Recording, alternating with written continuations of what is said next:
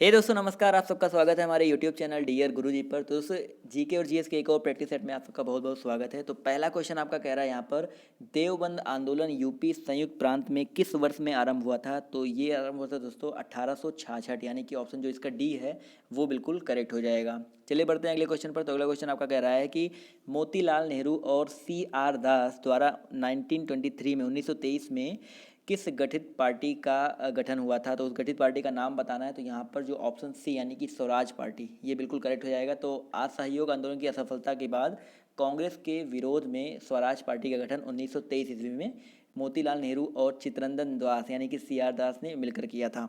चलिए बढ़ते हैं अगले पॉइंट पर। तो अगला पॉइंट कह रहा है यहाँ पर, सौर सुजला योजना किस राज्य में शुरू किया गया है? तो दोस्तों प्रधानमंत्री नरेंद्र मोदी द्वारा 1 नवंबर 2016 को छत्तीसगढ़ की 16वीं स्थापना दिवस पर सौर सुजला योजना की शुरुआत की गई। तो यहाँ पर ऑप्शन जो फर्स्ट है छत्तीसगढ़, ये बिल्कुल करेक्ट हो जाएगा।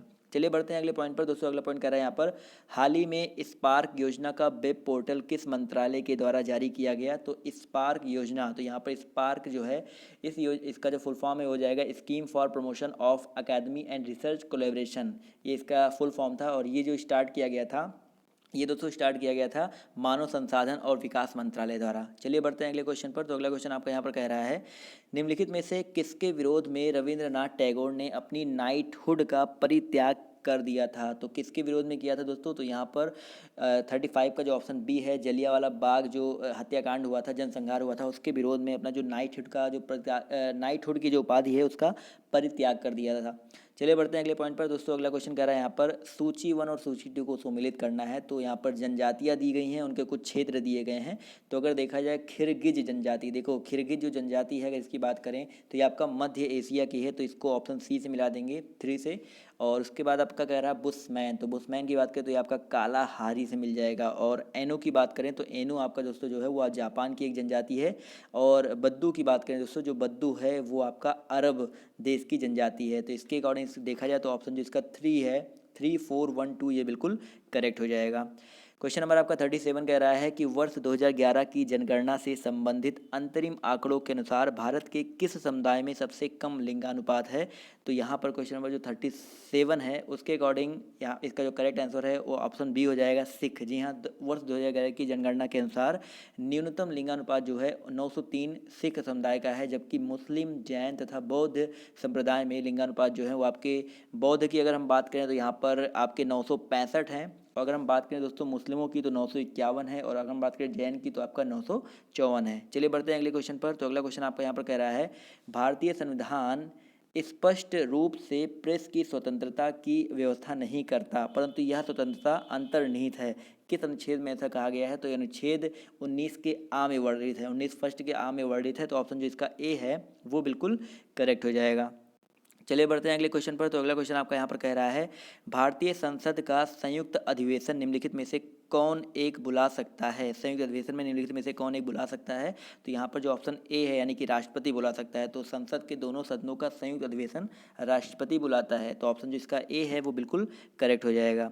चलिए बढ़ते हैं क्वेश्चन नंबर 40 पर। तो कह रहा है, भारत में लोकसभा का स्पीकर यानी कि लोकसभा का जो अध्यक्ष है वो स्पीकर अध्यक्ष कौन होता है? तो यहाँ पर ऑप्शन जो बी है, तो यहाँ पर बेसिकली जो लोकसभा का स्पीकर अध्यक्ष होता है वो यहाँ पर पूछना चाह रहा है कि मनोनीत किया जाता है, चुना जाता है या निर्वाचित किया जाता है? तो ऑप्शन जो बी है, चयनित किया जाता है। जी हाँ, अनुच्छेद जो 93 है उसके अकॉर्डिंग लोकसभा अपनी पहली बैठक के पश्चात यथाशीघ्र अपने 2 सदस्यों को अध्यक्ष और उपाध्यक्ष के रूप में चुनती है। और जब जब अध्यक्ष और उपाध्यक्ष का पद खाली होता है तब तब लोकसभा किसी अन्य सदस्य को यथास्थिति अध्यक्ष व उपाध्यक्ष चुनेगी। चलिए बढ़ते हैं क्वेश्चन नंबर 41 पर। तो कह रहा है दोस्तों यहाँ पर, निम्नलिखित में से कौन एक से अधिक बार प्रधानमंत्री नियुक्त हुए हैं? तो अगर यहाँ पर 4 ऑप्शन दिए गए हैं, तो अगर देखा जाए क्वेश्चन नंबर 41 में, तो आपके पंडित जवाहरलाल नेहरू, श्रीमती इंदिरा गांधी, गुलजारी लाल नंदा और अटल बिहारी वाजपेयी, चारों के चारों लोग एक से अधिक बार चयनित हुए हैं। तो यहाँ पर ऑप्शन जो डी है वो बिल्कुल करेक्ट हो जाएगा। क्वेश्चन नंबर 42 कर रहे हैं दोस्तों यहाँ पर कि भारत के योजना आयोग का सृजन कब किया गया या किया गया है, किसके अंतर्गत किया गया है ये आपको बताना है। तो भारत के योजना आयोग का जो सृजन है वो मंत्रिमंडल के एक प्रस्ताव द्वारा सृजित किया गया है। तो ऑप्शन जो इसका सी है वो बिल्कुल करेक्ट हो जाएगा। चलिए बढ़ते हैं क्वेश्चन नंबर 43 पर। तो कह रहा है दोस्तों, हाल ही में लॉन्च की गई इम्प्रेस योजना, IMPRESS, इम्प्रेस योजना का पूरा नाम क्या है? तो दोस्तों इसका जो पूरा नाम है वो आपका क्या है, उसका पूरा नाम है इम्पैक्ट पॉलिसी रिसर्च इन सोशल साइंस, यानी कि ऑप्शन जो इसका डी है वो बिल्कुल करेक्ट हो जाएगा। जी हाँ, अक्टूबर 2018 में केंद्रीय मानव संसाधन मंत्री प्रकाश जावड़ेकर ने इम्प्रेस योजना का पोर्टल जो है वो लॉन्च किया था। चलिए बढ़ते हैं अगले पॉइंट पर। तो अगला पॉइंट आपका यहाँ कह रहा है कि हाल ही में ब्राज़ील में हुए राष्ट्रपति चुनाव में किसे सफलता मिली? तो हाल ही में ब्राज़ील में हुए जो राष्ट्रपति चुनाव थे तो वहाँ पर जायर बोल्सोनारो को सफलता मिली। तो ऑप्शन जो इसका बी है वो बिल्कुल करेक्ट हो जाएगा। चलिए बढ़ते हैं अगले क्वेश्चन पर। इसके लिए आपको एक चीज़ और याद रखना है कि जो जायर बोल्सोनारो हैं ये ब्राज़ील के ट्रंप भी कहे जाते हैं, समझिए। उनकी जो पार्टी थी वो सोशल लिबरल पार्टी यानी कि SLP है। चलिए बढ़ते हैं अगले क्वेश्चन पर। तो क्वेश्चन नंबर 45 का रहा आपका यहाँ पर, निम्नलिखित में से किस जनगणना वर्ष में भारत में लिंगानुपात 946 था? तो जो 1951 जनगणना वर्ष था उस समय भारत में जो लिंगानुपात था वो 946 था। तो इसका ऑप्शन जो सी है वो बिल्कुल करेक्ट हो जाएगा। चलिए बढ़ते हैं क्वेश्चन नंबर 46 पर। दोस्तों क्वेश्चन नंबर 46 कह रहा है, वर्ष 2001 से लेकर के 2011 की अवधि में कुल जनसंख्या में निम्नतम प्रतिशत वृद्धि वाला राज्य कौन सा है? तो निम्नतम प्रतिशत वृद्धि वाला जो राज्य है आपका नागालैंड है। तो ऑप्शन जो इसका ए है वो करेक्ट हो जाएगा। -0.6% की यहाँ पर वृद्धि हुई थी, यानी कि यहाँ पर वृद्धि हुई नहीं थी। चलिए बढ़ते हैं अगले क्वेश्चन पर। तो अगला क्वेश्चन आपका यहाँ पर कह रहा है, रेडफील्ड तथा सिंगर के विचार में प्राथमिक नगरीकरण की प्रक्रिया को किसके विकास से विशेषीकृत यानी कि कैरेक्टराइज्ड किया जाता है? तो यहाँ पर जो ऑप्शन ए है, रेडफील्ड तथा सिंगर के मतानुसार प्राथमिक नागरीकरण की प्रक्रिया को लोक परंपरा के विकास से विशेषीकृत किया जाता है। तो ऑप्शन जो इसका ए है वो बिल्कुल करेक्ट हो जाएगा।